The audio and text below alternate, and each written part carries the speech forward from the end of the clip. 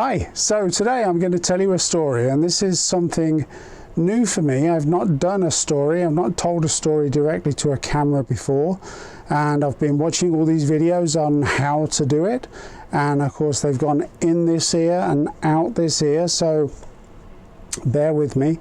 If I keep doing this, I'm sure by my 20th video this one's going to look really awful, but got to start somewhere. So anyway, this is a true story. It's about something that happened at Edgehill, and Edgehill is the site of a battle of the Civil War that happened in England. And to tell you more about the Battle of Edgehill, I've created a super clever AI person called Holly. So here she is. Thanks, Nick. Let me take you back to the 1600s. October 23rd, 1642.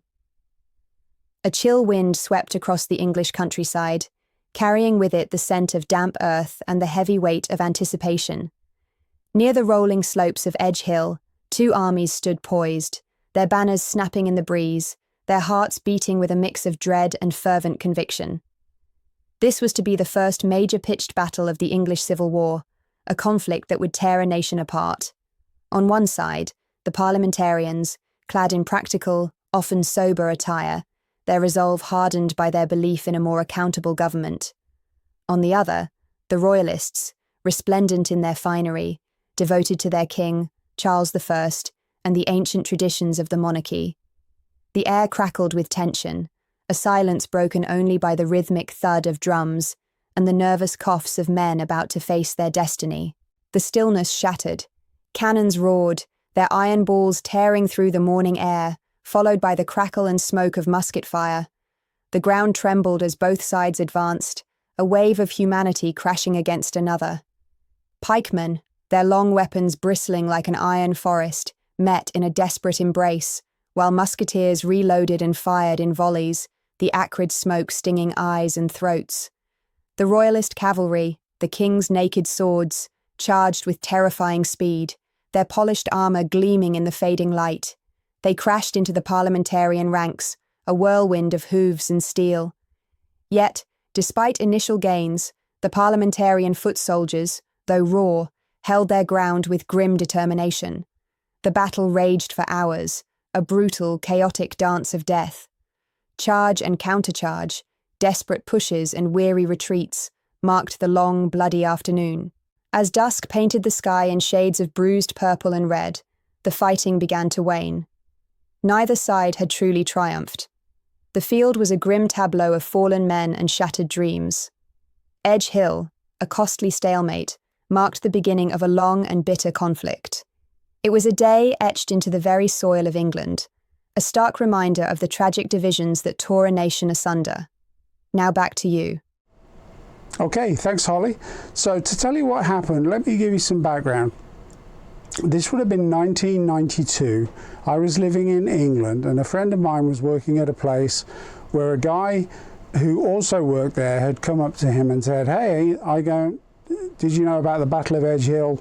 There's the anniversary coming up, and there's supernatural stuff that always happens on the anniversary, and this is the big anniversary. It's the 300th anniversary, so since it's going to be supernatural, do you want to come along? Me and some friends are going." And he said, "Yeah, sure, I'd like to go along." And then he asked me if I'd be interested, and I said, "Yeah, sure, I'd be interested." So on the night, about 6 of us were headed over there, and you can't park right at Edgehill. We have to park at the nearest place was actually a pub, a country pub. So we parked at this country pub, and we all went into this country pub, and we had a drink, and we had one beer. I got to stress this, just one beer. That was all we had. And, you know, we were young men. We were used to drinking, so one beer by no means was going to get us drunk. So anyway, we had one beer. Then you had to walk down this country lane. You get to the end of this lane, and there's a gap in the hedge where there's a fence where you can climb over, and then you're at the top of Edgehill. And as you stand there, you can look down the hill, and it really is a hill. And you look down, and at the bottom, off in the distance, you can see the lights of a town, and you can see silhouetted the hedgerows of the different fields that go down across in front of you, kind of rolling away in front of you. And there wasn't really any moonlight that night, so it was really kind of dark. So we start off at the top of this hill, and we're like, okay, what do we do now? So we figure we'll just start walking down this hill. So we all start walking down this hill. Nothing's really going on. We're just chatting, having a laugh, making, it was just nice, making new mates. It was just a fun night out, something different. So we get to the bottom of the hill, and there's a fence. So we all climb over this fence. We get into the next field.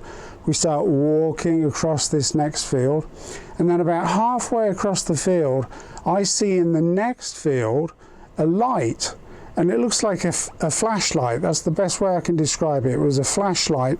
It was about 5 feet off the ground, and I could see silhouetted behind it, I could see the hedgerow, so I could tell it was in the next field. And it looked just like a flashlight about 5 feet off the ground, like somebody was stood there holding a flashlight in the air like this. So I said to the rest of the group, hey, do you guys see that flashlight over there? So we all stopped, and we're all looking at this flashlight. And as we're watching it, another flashlight appears.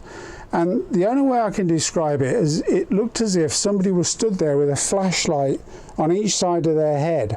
And as we're watching, these lights start swaying like this. I'm not even making this up. These lights are swaying like this, and we're all watching this. All 6 of us are watching this. So we're thinking, what the hell what is going on? So I say, oh, I bet it's a local. They're coming down here to play a prank. They know it's the anniversary. They know some people are going to turn up. They've come down here to try and prank people, try and play a trick on people, try and scare them. So we think, yeah, obviously that's what it is. So what do? We start yelling insults and threats, thinking, if it's some guy over there on his own and he hears there's a group of lads over here, he's going to leg it, he's going to run away. So we start yelling all these insults. These lights don't stop. They actually start moving towards us. So this unnerves us slightly, and we decide we're going to back up and we're going to go into the field that we just came out of. So we start backing up, we climb over the fence, get into that field, and as we look back, we can see the lights are now up at the fence, and they're moving towards the field that we were just in. So we decide we're going to go up the hill now to try and get away from it. So we start moving up this hill, but the hill was wet and muddy, and as we're trying to get up it, we start slipping and sliding, and that starts scaring us even more, because now it's like we're panicking. We can't get up this hill quick enough. And as I look around, the lights are now right at the bottom on the other side of the fence, really close to us, and everybody can see it, so we're really scrambling now. So everybody's like just focused on getting up this hill, trying to get up to the top of this hill. So we get up to the top of the hill, we finally get up to the top, we look around, the lights are gone, and at the top of the hill there's a bench, like a stone bench, I guess, that's put there for people to sit on to admire the view. So we're sitting on this bench, and as we're sitting there and I'm looking ahead, I'm looking at the lights in the distance, I start seeing these shapes moving across in front of us, silhouetting in front of the town lights in the distance. I'm trying to make out what I'm looking at. There's dozens of these shapes moving around. Then I realise it's horses, dozens of horses, completely silent, just moving back and forth. And these horses were not there when we went down the hill, and they were not there when we came up the hill. So that was it. That freaked us out completely. So we climbed out over the field, we got back into the country lane, and we started heading back towards our cars. And we're talking about everything that we've just seen and what was going on. And then all of a sudden, there was this really loud horse whinny right behind us. And we all turn around, nothing there at all. So that was how the night ended. I have no idea what we saw that night, what we experienced that night. Maybe you could let me know in the comments what you think we saw. All I can tell you is that what I've told you is true. Everything that I've told you that I saw happened, and I cannot explain it. All right, thank you for listening.